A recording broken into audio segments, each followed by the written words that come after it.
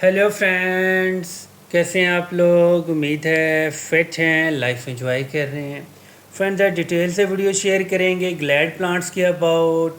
और इनको हम बल्ब से ग्रो कर सकते हैं। इनका कोई भी सीड नहीं होता।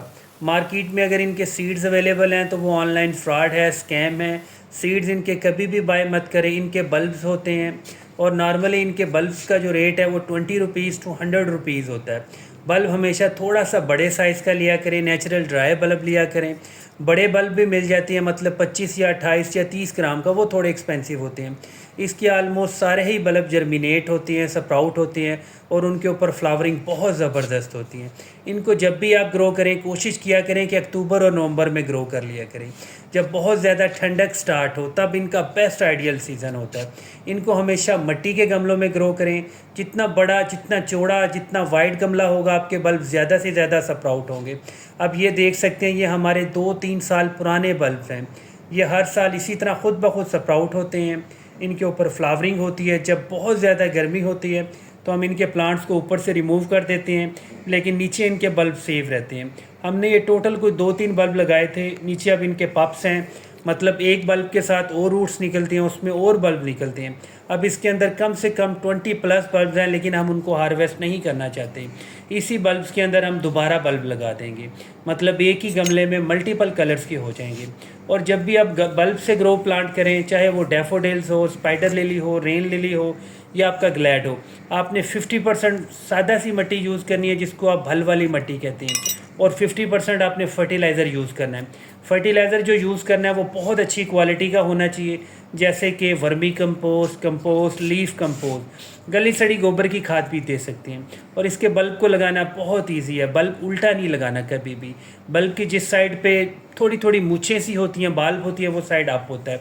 इस तरह चम्मच से, स्पून से, रंबे से, खुरपे से थोड़ा सा डिग कर लें, होल सा बना लें, बल्ब को फिक्स करें, ऊपर ज़रा सी मिट्टी डालें और आपका बल्ब सेव है।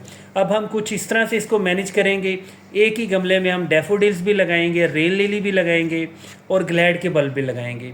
इस तरह से मल्टीपल हम प्लांट्स लगाएंगे। जब फ्लावरिंग होगी तो वो बहुत ज़बरदस्त होगी। किसी का सीज़न ऑन होगा, किसी का ऑफ होगा। एट अ टाइम गमले में 1-2 हमारे फ्लावर ज़रूर होंगे। इस तरह से हम मल्टीपल बल्ब लगाएंगे और उनको सादा सी मिट्टी से कवर कर देंगे। यहाँ पे आप कोशिश करें कि कोकोपीट या पीट मॉस बिल्कुल यूज़ मत करें, क्योंकि ये बहुत ज़्यादा सेंसिटिव बल्ब होते हैं।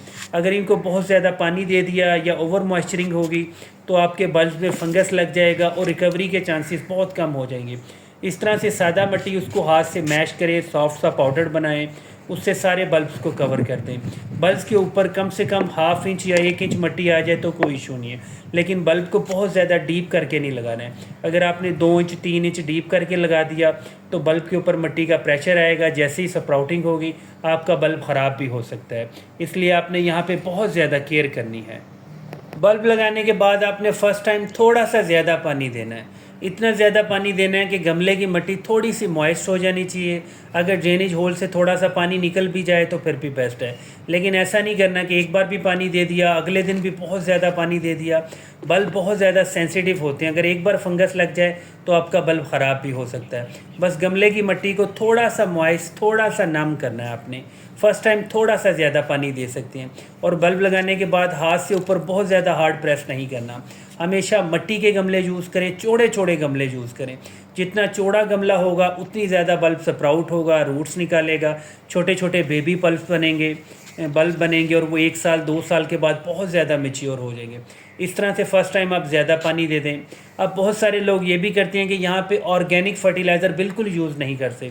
जो आपके फ्लावरिंग प्लांट्स हैं उनको आप इनऑर्गेनिक फर्टिलाइज़र दे सकते हैं, जैसे डीएपी, यूरिया, एनपीके का फर्टिलाइज़र, उसका शावर भी कर सकते हैं। उसको एनपीके को पानी में मिक्स करके डोज भी कर सकते हैं, वो भी बेस्ट होता है। लेकिन अगर आपने यहाँ पे इसी गमले की मिट्टी कहीं और ही यूज़ की तो वो गमला फिर इनऑर्गेनिक हो जाएगा। इसलिए आप यहाँ पे ऐसे गमले सेलेक्ट करें जिनमें सिर्फ़ और सिर्फ आपने फ्लावर्स ग्रो करने हो। आप ये देख सकते हैं, ये रेन लिली के प्लांट्स हैं। इनके ऊपर बहुत ज़्यादा हैवी फ्लावरिंग होती है और इनके ऊपर बहुत सारे सीड्स आते हैं। रेन लिली के हमेशा सीड्स होते हैं, लेकिन ये बहुत ही स्लो प्रोसेस है। अब ये जो हमारा प्लांट है ये हमारा डैफोडिल्स का हाइब्रिड प्लांट है, मतलब इसको हम अमेरिकन वैरायटी कहते हैं। इसमें हम बहुत सारे और डैफोडिल्स के प्लांट लगाएंगे। कुछ हम ग्लैड्स के प्लांट भी लगा देंगे, रेन लिली के भी लगा देंगे। इसी तरह से हम अपने सारे गमलों को प्रिपेयर करेंगे और फिर बहुत अच्छे रिजल्ट्स मिलते हैं। ग्लैड्स के बल्ब, डैफोडिल्स के बल्ब, रेन लिली के बल्ब्स नॉर्मली 15 to 18 डेज़ के अंदर अच्छे से मैच्योर हो जाते हैं। मैच्योर होने से ऐसा ही आप यूँ समझ लें कि उनकी स्प्राउटिंग हो जाती है।